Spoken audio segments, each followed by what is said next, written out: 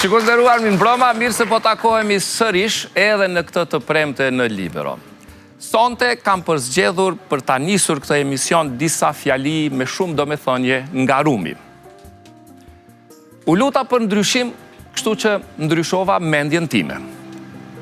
U luta për udhëzim dhe mësova t'i besoj vetës.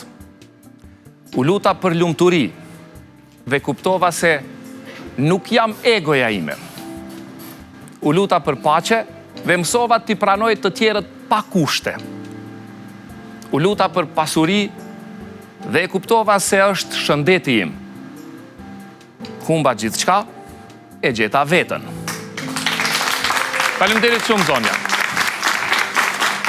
Sigurisht thënie të tilla na bëjnë që të reflektojmë. E sonte e nisim si çdo të premte emisionin me muzikë. Prandaj e ftoj në skenë Valonin. Valon, skena është për ty.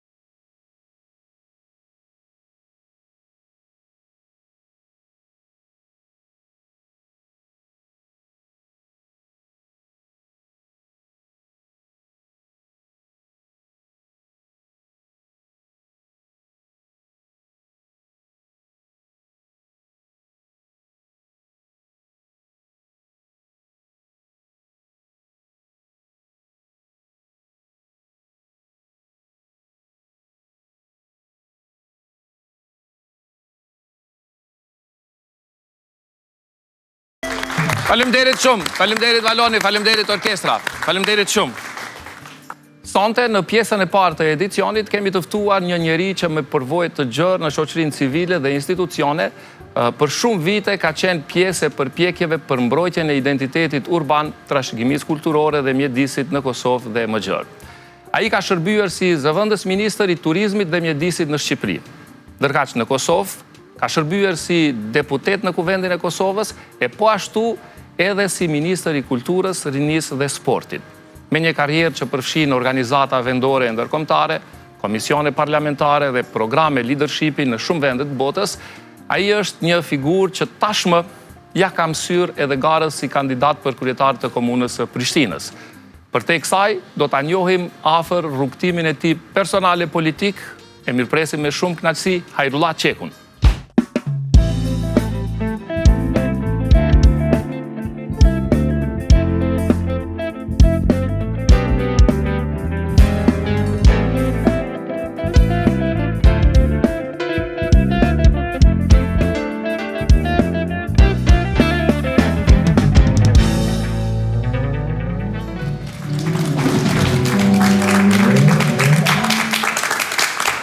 Veç vetë vendosja, apo kretë për duar trokasin?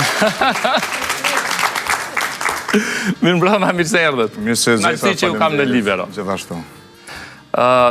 Tashmë i keni hyrë garës për të parin e Prishtinës.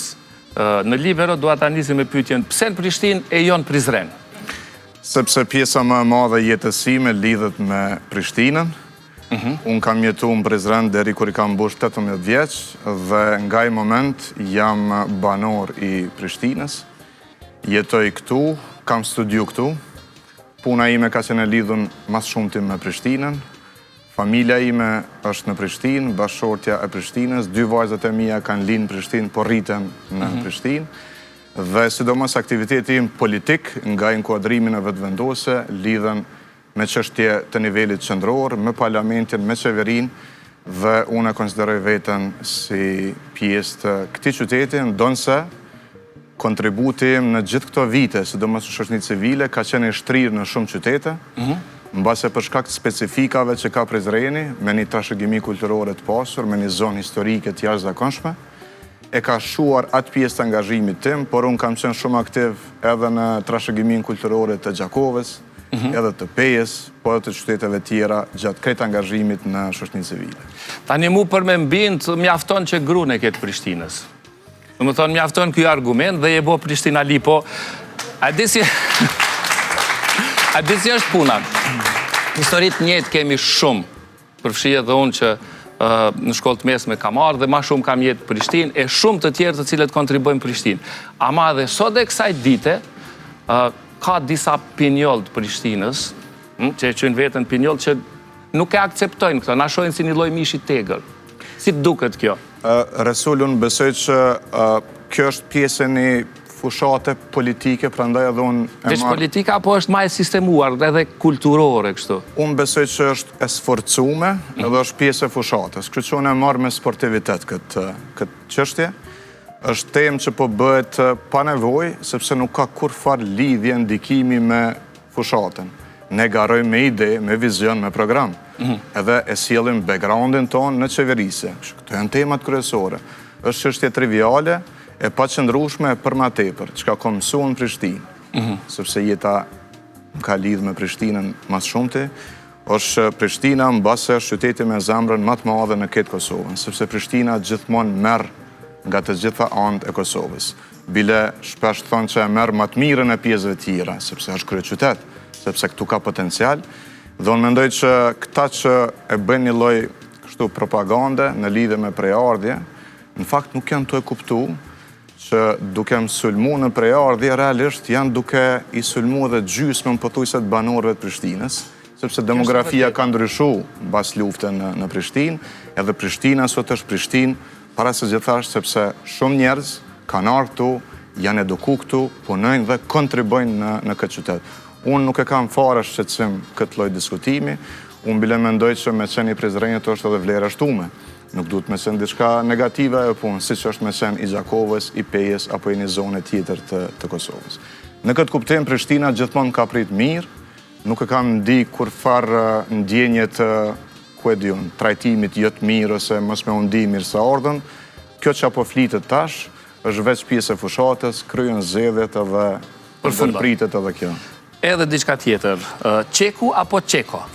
Tash kjo është një çështje shumë private e familjes sime, edhe unë një pa fund raste tilla që kanë një problem me mbiemra të familjes.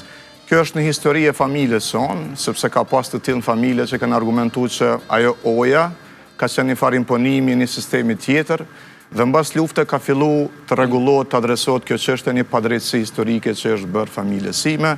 Tashmë kemi mbrim pikën ku pjesa më e madhe kanë rregullu, unë kam qenë pak më i padisiplinum për me shku deri në komunë e në zyrët atje për me bë këtë korrigjim, po për shembull vllau im e ka qeku, pjesa më e madhe familjes e kanë rregullu, unë kam mbet me shku, po kam qenë shumë i zënë resul në angazhime, edhe kam mbet veç me shku me u bë ky korrigjim. Përsëri është një farë, të themi, tendence për ta lidhur me nacionalitetin këto.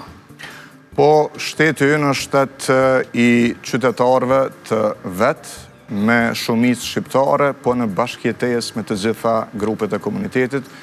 Në këtë rast, kur po mbën sulmet në raport me përkatësinë etnike, unë këto nuk po e shoh si çështje personale më. Kjo çështje e shoqërisë, çështje jona e përgjithshme. Ne kemi diversitet kulturor, kemi diversitet etnik. Kjo është shteti ynë, kjo është republika jonë, kështu është kushtetuta jonë, mendoj që është fyrje, është diskriminim ndaj qytetarëve që kanë përkatësi tjetër etnike, që etnia tyne të përdoret për të më sulmu mu. Është e ullt, edhe besoj që edhe kjo është e izoluar në ato zyrët e këtyne që i bëjnë fushatët e kundërshtarëve të mi, po kjo tregon edhe diçka tjetër.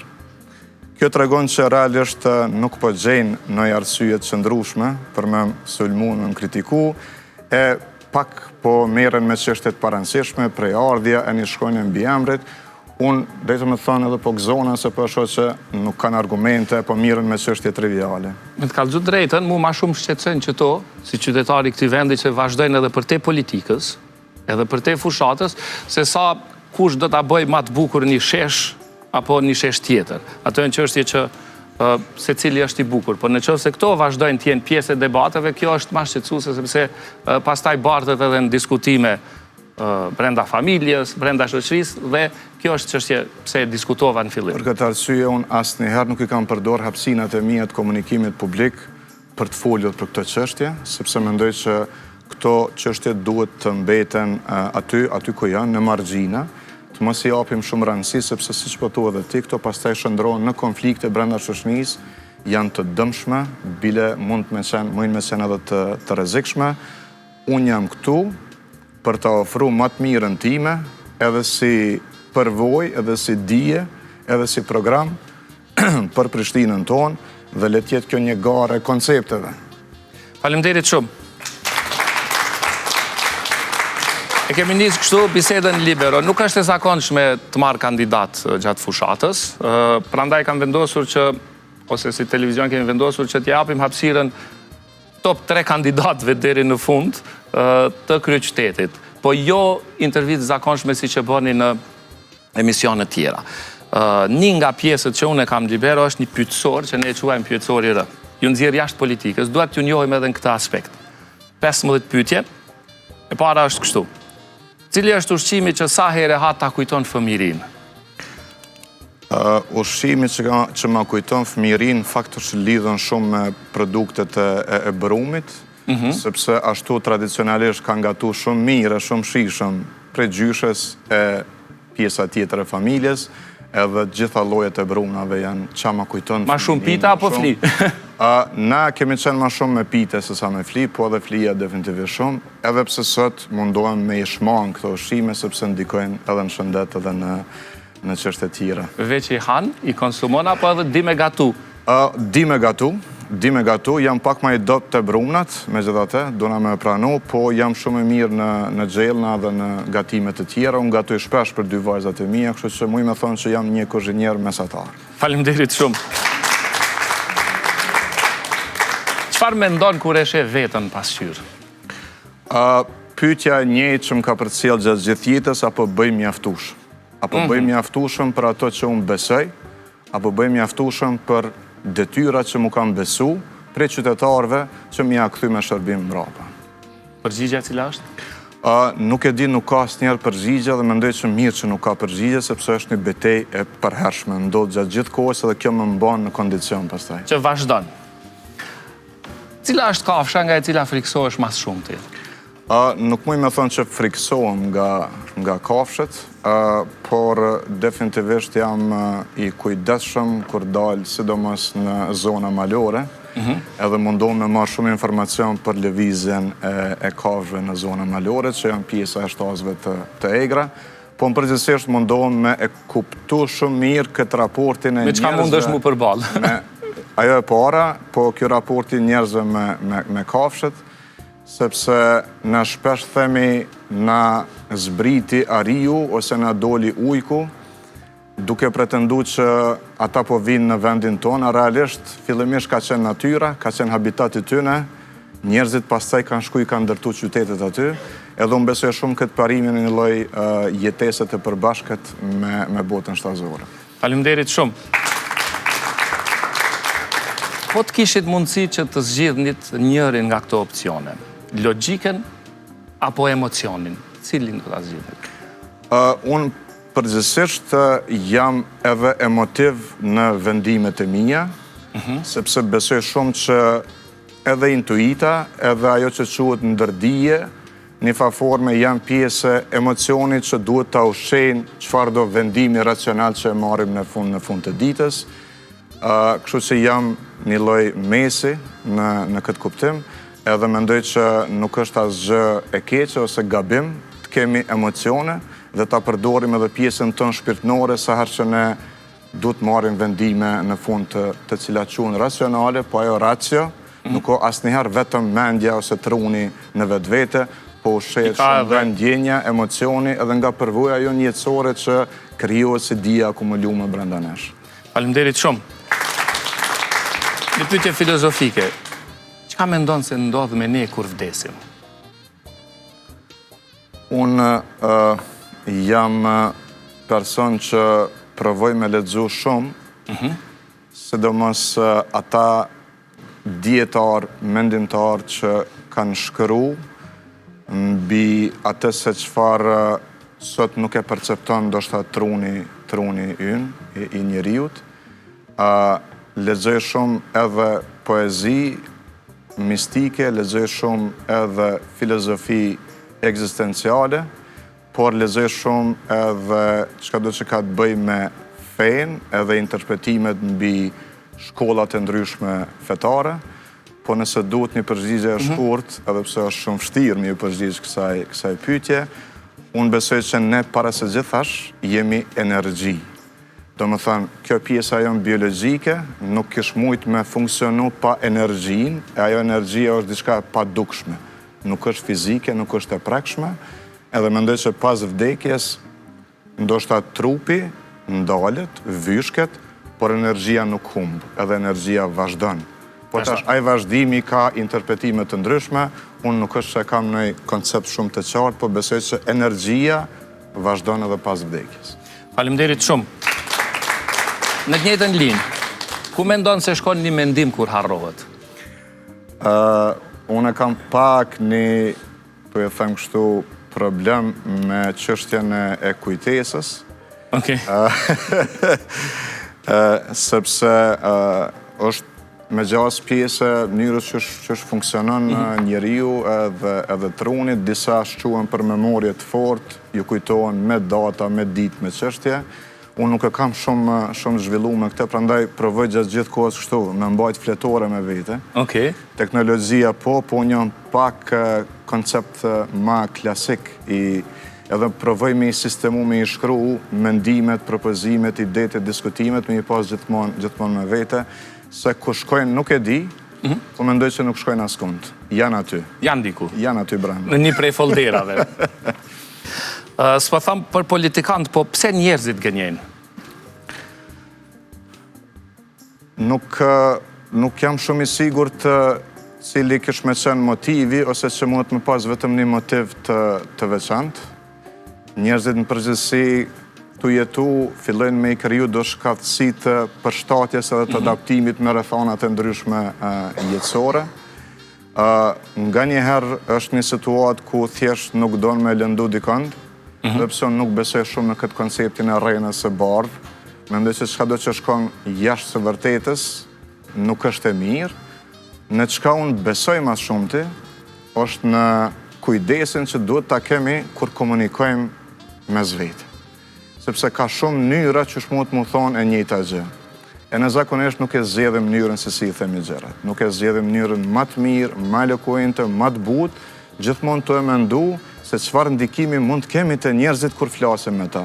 Për shumë provoj gjatë gjithë kohës, edhe në jetën time private, po dhe në këtë komunikimin publik, të jem shumë I kujdesshëm, të jem shumë I matën, edhe çfarë do që të them unë, ta mas në raport me çfarë ndikimi mund të ketë të personi tjetër, e njëjta vlen në të rasti I gënjeshtrës. Gënjeshtra e pavërteta është dami më I madh që I bëjmë në tjetrit, dhe në këtë kuptim nuk mendoj që ka ndonjë arsyetim. Nuk ka arsyetim. Mund të justifikohet pse dikush gënjen ose nuk. Faleminderit shumë. Tani arti I të folurit publik dhe retorika janë mija vjeçare dhe njeriu ka kontribuar apo ka dhënë shumë për këtë fushë. Pyetja e radhës, nëse do të duhej patjetër udhëtimi drejt të ardhmës apo të shkuarës, cilën e zgjedh? Unë gati se nuk besoj që këto dyja janë dy çështjet ose dy kohra të ndryshme. E kaluara nuk është histori, është edhe ardhmja. Unë mendoj shumë që e kaluara janë deri sot, është edhe treguesi më I mirë për të ardhmen tonë. Prandaj edhe në politikë, sidomos në politikë, edhe I takoj një koncepti politik e partijak që I jep shumë rëndësi historisë të kaluarës, sepse aty e ke projekcionin më të mirë edhe për të ardhmen. Faleminderit shumë. Nëse në këtë moment jetës, që jeti, e takon dikant përballë teje, që po ndihet krejtësisht siç po ndihesh ti, çfarë do t'i thoje? Nuk jam shumë I sigurt që, domethënë, siç po ndihna unë tash në këtë moment. Këtë moment jetës, po them pikërisht tani. I bjen sikur me taku vetën tënde përballë në një farë mënyrë. Çfarë do t'i thoje? Dikujt që po ndihet si ti sot. I them që gjithmonë me ndjek instinktin e asaj që çon deri te besimi yt më I mirë. Për jetën, për njerëzit, për familjen, për vlerat që I përfaqëson. Ai instinkt që të ka ndjek edhe në kaluamën, edhe që të ka sjell deri në këtë pikë, është përgjigja më e mirë sa herë që ke dilema se ka do të orientohesh. Faleminderit shumë. Qend apo macet? Kisha thonë edhe qend edhe macet. Të dyja. Po. Ke pas? Po, në periudat caktume, edhe dy vajzat e mia I donë shumë kafshet, sidomos vajza e vogël I donë macet, kështu që më ka zhvillu edhe njëna dhe tjetra tash edhe përmes vajzave të mia. Faleminderit shumë. Aroma jote e preferuar nga të gjitha aromat? Mendoj që është aroma e gatimeve të mia në kuzhinë. Okej. Dikush na ka pas thonë këtu aroma e specave kur I pjekim. Edhe specat, po ka edhe aromat të tjera të mira të kuzhinës. Faleminderit shumë. Pse mendon se vuaj njerëzit e drejtë? Mendoj që njerëzit e drejtë ndonë se mund të duket e të perceptohet që vuajnë, mendoj që ata thellë nuk vuajnë, sepse nuk kanë gjenjë më përmbushëse në jetë se sa me ditë që je I drejtë dhe je në rrugën e drejtë. Në fund të ditës, sa do egoiste që t'ingllon kjo, kur je I drejtë, me çfarë do që ballafaqohesh, në fund të ditës të e din që je rahat me veten. Kjo rahati është më e madhe se çfarë do sfidet me cilën përballohesh në jetë. Faleminderit shumë. A fundi jemi, ëndra më e çuditshme që e ke pa? Nuk e di, nuk është që shoh shumë ëndra, por e çuditshme, nuk e di. Nuk di çfarë thon. Okej, faleminderit shumë. Kujtohet me ëndër që dash. Asun nuk shoh ëndra, kështu që po të mirë kuptoj. Nëse do ta dëgjoje vetëm një këngë, veç një këngë, prej sot dhe gjithë pjesën tjetër të jetës, cila do t'ishte ajo? Ka shumë kongë, edhe ka shumë kongë që më kanë, si më thonë, përmbush edhe u threq në periudat caktume të jetës. Së fundmi, sepse është pak edhe pjesë angazhimit tashtim për Prishtinën, është kënga e Sabri Feyzullaut për qytetin e Prishtinës, ku ai thot që qyteti rritet në bukuri. Unë besoj shumë në pjesën estetike të qytetit që lidhet edhe me funksionalitet, po edhe me pamjen e jashtme, me arkitekturën tonë, me rrugët në cilat ecim. Edhe mënyra më e mirë për me urrit qyteti është me qenë qyteti bukur, sepse qyteti rritet në bukuri. Për ndryshe, në periudat caktume të jetës kam dëgju shumë një prej këngëve që më ka pëlqy tepër shumë, ka qenë Stairway to Heaven, e cila ka interpretime sepse tekstën e ka të tillë, ka shumë spiritual, që nga pak tingëllon edhe si ilahi, por nuk besoj që është e tillë. Dhe këto Stairway to Heaven është edhe rruga që e bëjmë ne me një farë ideje që gjithmonë, kurdo që përfundon kjo që është jeta jonë fizike në këtë botë, synimi është drejt parajsës. Faleminderit shumë. Pyetja e fundit. Çfarë jam duke menduar unë tani? Nuk jam i sigurt, Resul, po mbase tani pak më shumë për çështjet politike. Jo. Faleminderit shumë për përgjigjet. Kaqësi që ju dëgjuam. Në këtë pjesë të bisedës, dua të fokusohemi tek programi juaj. Dhe nga ato që kemi arritur t'ju ndjekim në fushat, sepse ju jeni sigurisht gjatë gjithë ditës në takime derë më derë, dorë më dorë, kokë me kokë me qytetarët, kemi bën një listë prej temave kryesore që i keni shpalos. Por, e kam një pyetje kështu të përgjithshme para se të hyjmë aty. A beson se do të bëhet ndonjëherë Prishtina?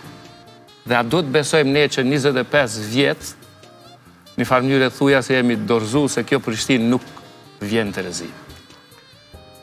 T'ju them të drejten, në fillim të shpalljes së kandidaturës sime për Prishtinën, kam qenë i mendimit që do t'jetë sfidë shumë e madhe qeverisja në Prishtinë. Tash jam bërë 3 muaj, kam taku shumë njerëz, kam taku banor të lagjeve, kam bashkëbisedu me shumë profesionistë, rreth 100 për tyne i kemi intervistuar me ekipin ton të programit, dhe sot jam shumë më optimist për Prishtinën, sepse tash kemi një platformë e cila është edhe ka vizion 10 vjeçar brenda, po edhe ka zgjidhje praktike për hallet e përditshme të qytetarëve, të cilat fillojnë më implementu nga dita e parë e qeverisjes, nëse do të mbesohet detyra për ta udhëheqë kryeqytetin. Sot jam shumë më optimist, edhe kam taku shumë njerëz të cilët kanë tregu që me shembullin e tyre, vullnetarizmin e tyre, vullnetin e tyre, munden me bën ndryshime sa do të vogla në komunitet. Unë besoj që roli kryesor, detyra ndoshta kryesore e kryetarit komunës, është sigurohet që këtë këto vullnete, këto energji pozitive që i ka Prishtina, me i kanalizu, me i mobilizu, me i bo bashk, që ndryshimin e qytetit me e bo bashk. Tinglon retorike, jom shumë i vetëdijshëm, mirë po edhe modeli që po propozojmë ne është modeli bashkëqeverisjes. Qytetin, kryeqytetin ton, mund ta rregullojmë, mund ta bëjmë nëse gjithë secili kontribon brenda mundësisë dhe hapësirës së vet. Po kjo kërkon drejtim, kërkon leadership, unë mendoj që këtë leadership do ta ofrojmë ne me qeverisjen në Prishtinë. Vizioni apo Prishtina 2035, kështu është platforma juaj një farë mënyre. Çfarë është ky vizioni 2035? Apo i bjen që po kërkoni 10 vjet mandat, siç ka kërkuar kryetari aktual që është akoma në postin e tij 8 vjet? Po nuk është kjo çështje me kërku, po me tregu se çfarë vizioni ke. E para, programi i ka 3 shtylla themelore. Ne kërkojmë një qytet që funksionon, pra ajo përditshmëria jonë tjetë sa më lehtë, sa më pak stresuese. E dyta, po kërkojmë një qytet, një kryeqytet që zhvillohet, pra që ekonomia jonë familjare tjetë më e mirë, më e zhvilluar. Dhe treta, po kërkojmë një Prishtinë që garanton barazi, ku nuk ka diskriminime. Ndërsa, konkretisht, çka i bjen Prishtina 2035, po provoj me ilustru me 2-3 shembuj konkret. Ne si Prishtinë e kemi ajrin e ndotur dhe kemi nevojë me reduktu ndotjen e ajrit. Është politik edhe qeveritare qendrore, por ka shumë rol edhe Prishtina. Për shembull, janë kështu këta parametrat e ndotjes së ajrit, PM2.5 dhe PM10, po për mësë me kompliku me terminologji teknike. Për audiencën e gjërë, se këto e 2.5 është materja e ndotje se cila dëpërton deri në mushkëri. Pra ajo që na e grith fytin ka njëherë dhe na e shkakton një koll kur nuk kemi në smundje. Kjo është 2.5. 10 që është shumë më i rrezikshëm se dëpërton në gjak, në zemër dhe shkakton smundje shumë më të komplikume. Ne duhet me reduktu për 50% deri në vitin 2035 ndotjen nga këto materje që janë të dëmshme për shëndetin tonë. Dhe për me mbri këtë cak, ne kemi dizajnu mjetet tona, veprimet për me mbri cakun e reduktimit në gjysmë. Për jap një shembull të dytë që lidhet me ekonominë. Një nga sektorët me zhvillimin më të shpejt në Prishtinë, sot është sektori ICT-s, informacion teknologji. Mesatarisht në vit, ky sektor eksporton në përbot shërbime në vlerë 200 deri 250 milion euro. Unë besoj që potenciali që ka ky sektor mund të na çojë që të kemi eksport vetëm për këtij sektori në vit rreth 1 miliard euro. Deri në vitin 2035. Vetëm si kryeqytet. Disa nga këta po më thonë që mund të shkojmë edhe për tej, le të shkojmë edhe për tej. Por unë po e synoj 1 miliard. Tash për me mri 1 miliard eksport të këtij sektori, ne duhet të ndërmarrim të gjitha veprimet e duhuna si komunë që për t'ju mundësu këtyne kryesisht trive për me zhvillu sektorin e ICT-s tutje dhe me eksportu sa ma shumë shërbime jashtë. Kjo çka i bjen në fund, kur e përkthejmë në papunësi, papunësia sot në Prishtinë është rreth 15%, me këtë intervenim në ekonominë që është kryesisht ICT, por edhe turizëm, edhe sektori kreativ, ne duhet të ulim papunësinë e Prishtinës në nër 5%, që është niveli papërfillshëm i papunësisë, që është një target që mund të arrijmë brenda 10 viteve. Faleminderit shumë. Kartela dhe lagjet funksionale. A na e zbërthejnë këtë? Deri tash kam vizituar... Si ndihmon kjo kartel, edhe si përfshihen banorët në vendime? Po. Deri tash kam vizituar shumë lagje, shumë fshatra, takimet vazhdojnë, vizitat vazhdojnë, në disa kam qenë 2 herë, 3 herë, sepse po duhet me i taku të gjithë banorët, e jo gjithmonë po është e mundur të i takojmë të gjithë banorët. Ne kemi një listë, po e qymë kartela e lagjes. Është një lloj checkliste kjo, që i ka çështjet tona më të rëndësishme të cilësisë së jetesës në lagje. Pra, parkimi, ndriçimi, çerdhja, po se cilën lagje do ta bëni një kartel? Po. Dhe në çdo lagje po i pyesim banorët, cilat i keni, cilat nuk i keni. Ato që nuk i ka lagja, ne i shndrojmë në buxhet. Do më thënë, si bëhet buxheti? Buxheti bëhet duke i pyet banorët në lagje, në fshat, cilat janë nevojat e tyre, çka ju mungon, e ato pastaj i shndrojmë në investime dhe kështu e bëjmë buxhetin bashkë me banorët. Edhe një çështje shumë e rëndësishme, sepse ka nga këto çështje të karteles, të cilat lagja i ka. Për shembull thotë, po, shkollën e kemi. Mirë, po shkolla sot ka nga 40-45 nxënës në secilën klasë dhe kjo është e mbi ngarkuar. Na duhet ose një aneks ose një shkollë e re.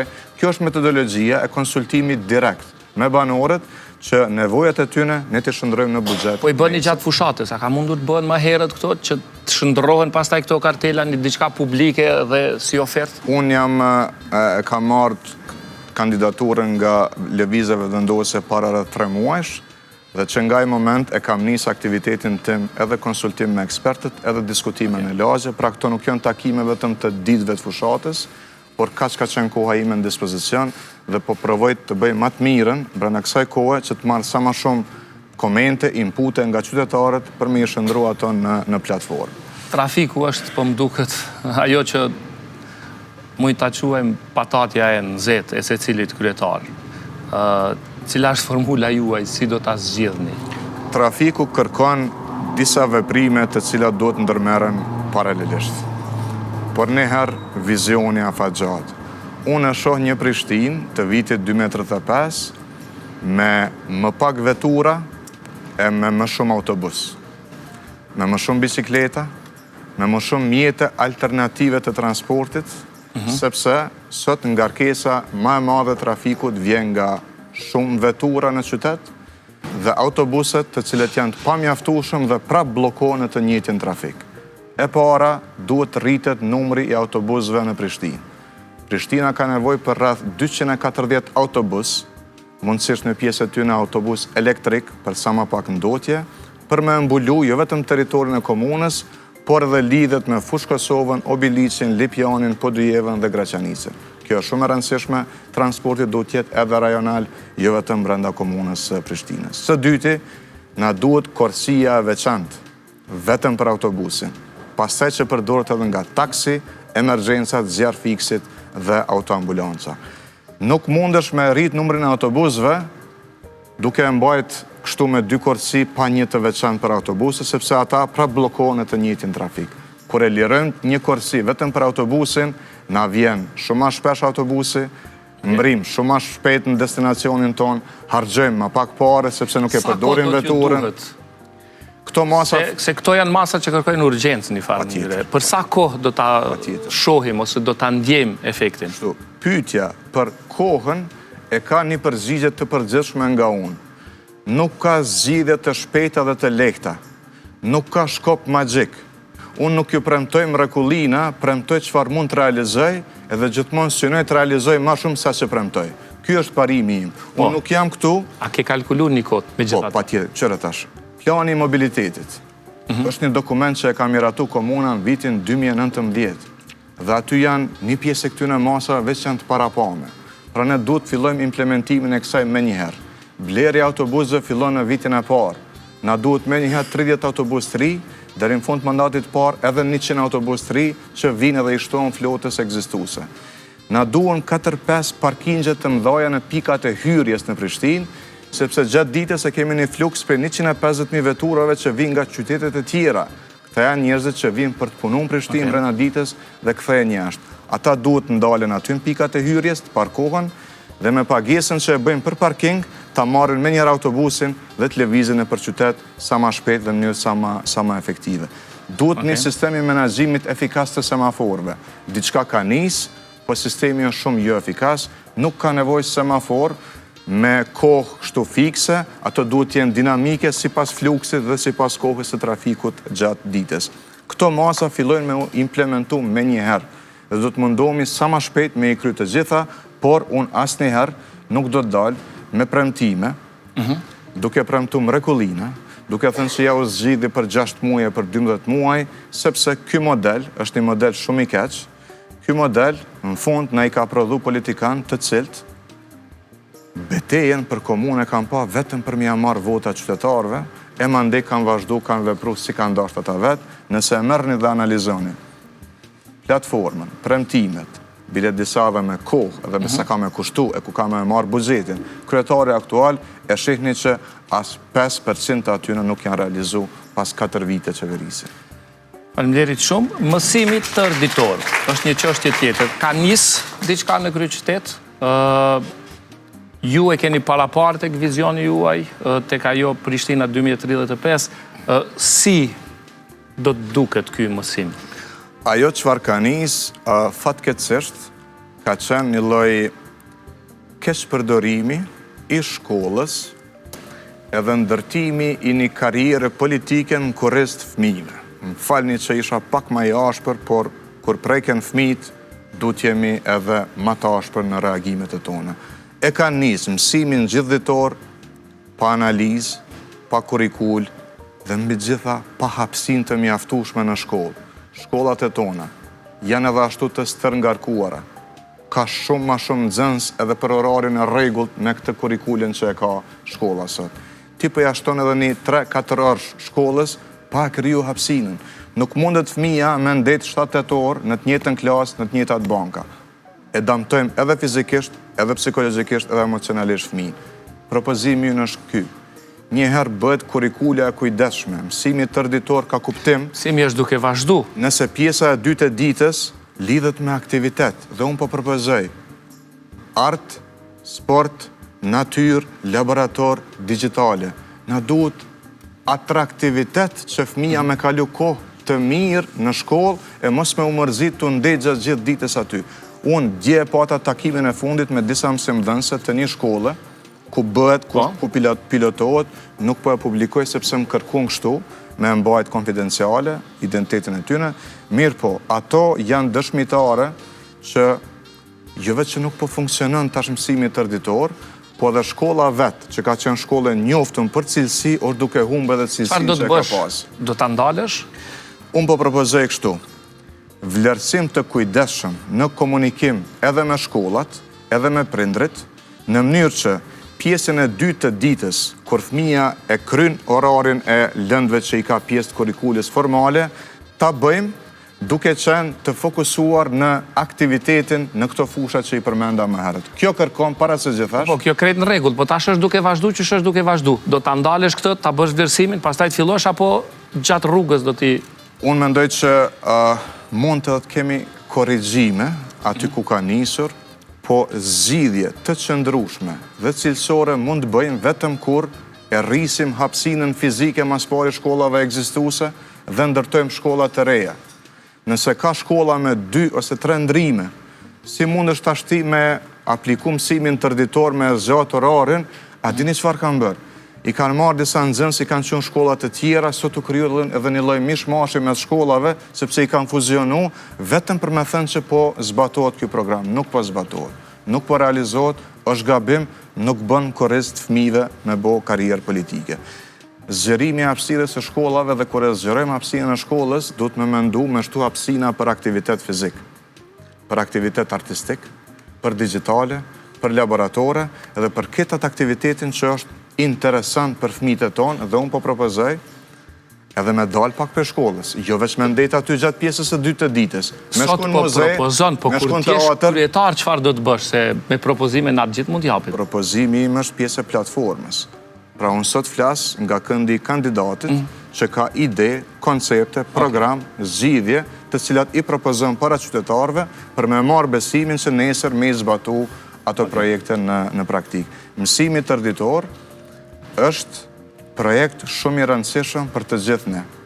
Edhe për edukimin estetik, fizik, sportiv, mendor të fëmijëve tonë, por edhe për prindrit, sepse kjo u amundson prindërve që të kenë më shumë mundësi të jenë pjesë e tregut të punës, të arrisin mirëqenien e tyre ekonomike familjare, dhe kjo në përgjithësi na krijon një ambient të ri, pak ma ndryshe, pak ma alternativ, se si ne i edukojmë dhe i rrisim fëmijët tanë. Sot, kur teknologjia është bërë mjet shumë i rëndësishëm për edukimin, por teknologjinë fëmijët e tanë sot po e përdorin në mënyra të gabuara. Faleminderit shumë. Një çështje tjetër, pastrimi dhe mbeturinat. Vazhdon të jetë i pasgjidhur. Do të thonë, vazhdojmë të jemi kryeqytet i ndotur. S'po them me krahasu me ndonjë kryeqytet tjetër, po vazhdon tjetë Prishtina qytet i ndotur. Si është plani yt dhe kur do ta shohim efektin? Fillimisht më duhet me thonë, po them shumë shkurt, dhe po kaloj te zgjidhja që një kryetar komune që nuk din me mbajt pastër qytetin, përbes nuk ka çka kërkon aty.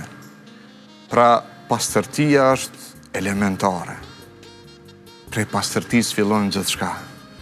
Qyteti janë... Një qytetarët këtu do të me pas një falloj faj, nuk mund tjetë veç kryetari me këshyrë dorë në zemër. A din kur ka faj qytetari? Kur komuna ja ka ofru të gjitha mundësit, opsionet, zgjidhjet, dhe në fund prap nuk e respekton, atëherë ka faj qytetari.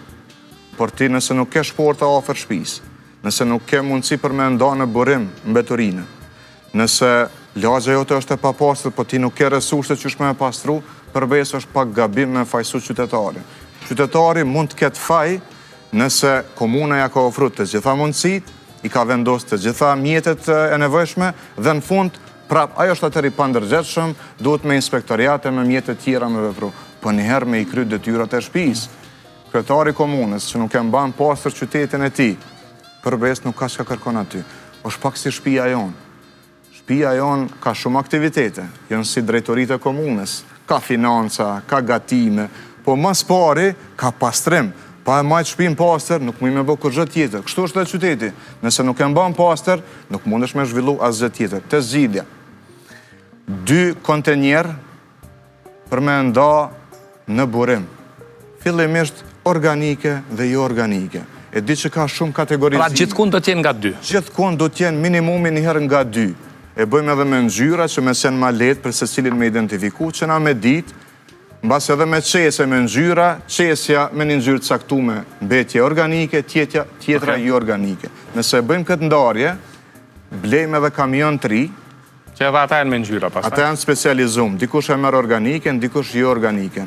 Dhe krijojmë me njëherë një aset.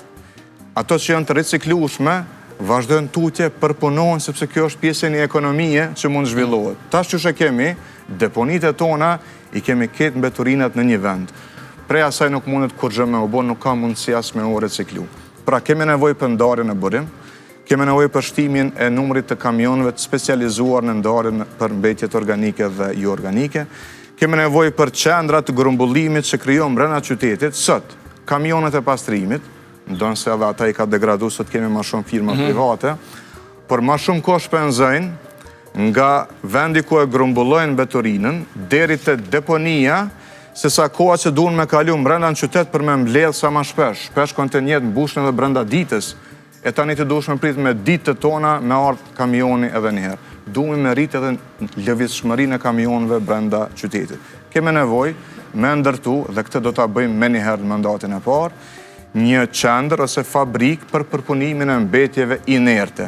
Pra nuk janë vetëm mbeturinat e anvisërisë, por e këto të ndërtimtarisë. I shihni gjithkund në përfusha, në përara, mbetjet inerte, ndërtimore, me një qendër të këtil, ne të gjithë kemi një adrese ku i qojmë ato. Sot i hudhim në vendet të gjithkund, sepse nuk e kemi një zgjidhje. Pra, Resul, kur ja ofron të adresën qytetarit, a i din kur e dërgon pastaj. Kur nuk e ka, edhe a i detyrohet pastaj me i hudh në vendet të papërshtatshme.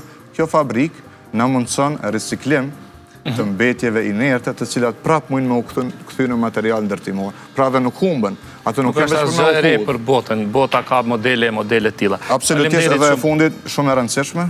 Kompania rajonale pastrimi ka 900 punëtorë. Pjesa dërmuese janë punëtorë të administratës. A dim pse? Sepse ka pas shumë punësime nepotike. Kanë punësu njerëz pa nevojë. Ma pak janë ata që janë teren, se sa ata që punin në administrat, duhet reforme thellë e ndërmarrjeve komunale.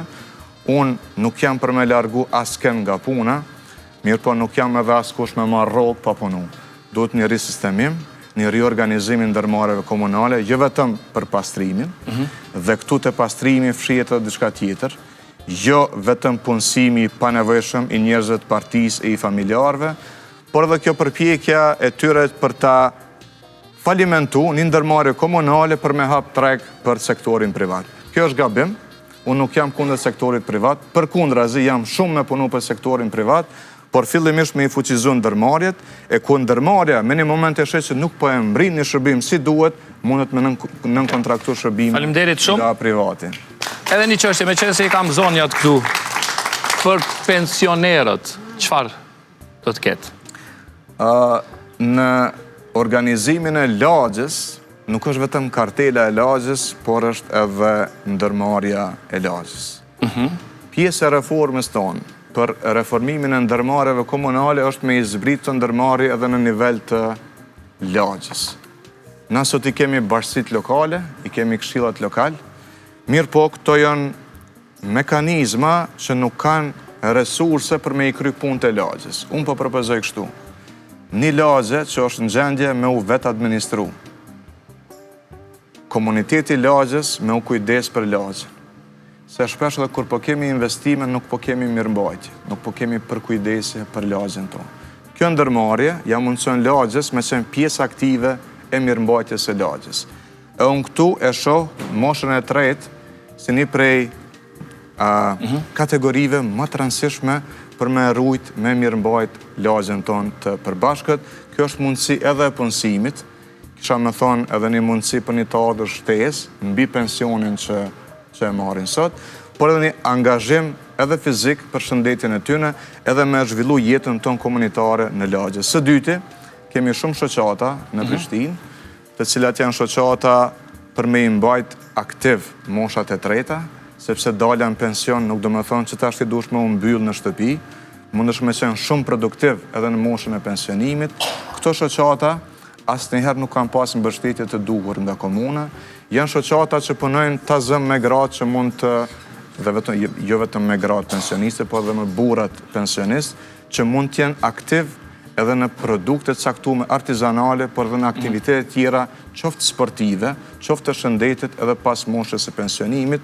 Unë mendoj që këto shoqata nuk janë aty vetëm me marrë në grant për komunës, po janë pjesë e përmbushjes së një politike sociale të barazisë që duhet me garantu komuna, dhe një pyetje që më është bërë shpesh, janë shtëpit e pleqve. Unë mendoj që ne duhet kemi trajtim të dinjitetshëm, kushte të mira dhe hapësira ku trajtohen sidomos të moshuarit që nuk kanë mundësi, ku familjet nuk kanë mundësi me u përkujdes si duhet. Mirë po, jo gjithmonë zgjidhjen duhet me kërku të do shtëpi caktuar ku rrin të moshumit, sepse kjo kanë herë është pak edhe me i izolu. Ashtu e përjetojnë edhe në aspektin kulturor.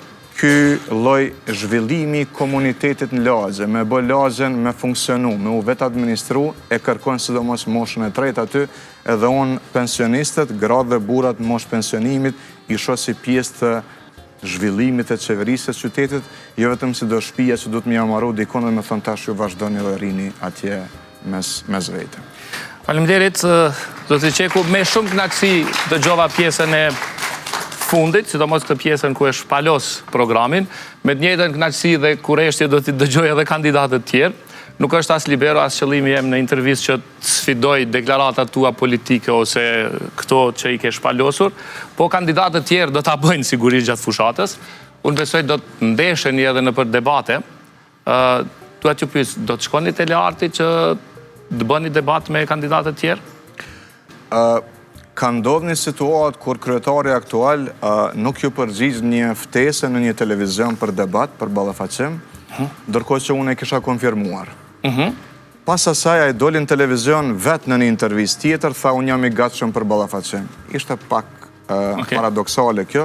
Mbas asaj deklarate unë i thash, hajde po ulemi edhe po i ballafaqojmë konceptet, sepse ja kemi borxh qytetarëve, edhe i thash ajle të vendos edhe për ditën, por edhe për studion, deri sot nuk kam përgjigje, po e ftoj sërish, që le t'i përgjigjet ftesës, kërkesës, lutjes sime për të ulur dhe për të ballafaquar në mënyrë të civilizuar dhe për të shpalos konceptet tona. Learti besoj që ua ka çu të gjithëve orarin edhe ditën. Tani në kërkesat i kemi marrë nga të gjitha televizionet, po njëherë duhet ta kemi një pozicion të qartë të kryetarit aktual se a pranon. Unë ftesën e dërgova, e bëra publike, ja ofrova mundësin që ai me zgjedh edhe ditën edhe studion, le ta bën këtë veprim edhe unë jam aty kudo që ma cakton kryetari aktual për ta bërë ballafaqimin për Prishtinën tonë.